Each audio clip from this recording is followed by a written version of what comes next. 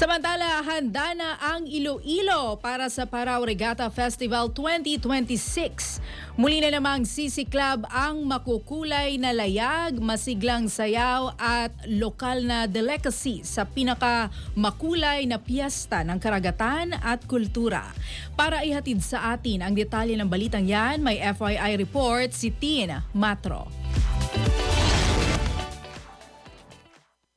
Raya, muli na namang sisiklab ang Parao Regatta Festival 2026, ang pinakatanyag na maritime festival sa Pilipinas na nagsimula nitong February 22 at magtatapos naman ng March 1, 2026 sa Arevalo, Iloilo City.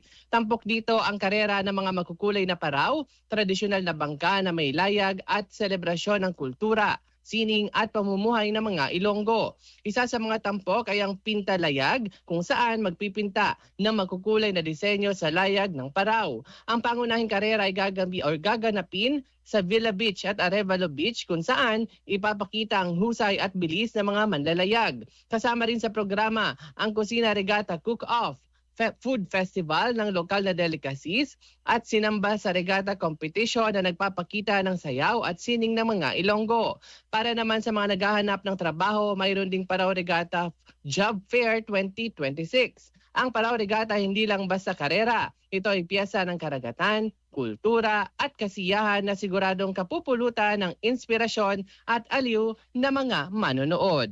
Para sa FYI, Tin Matro, Abante.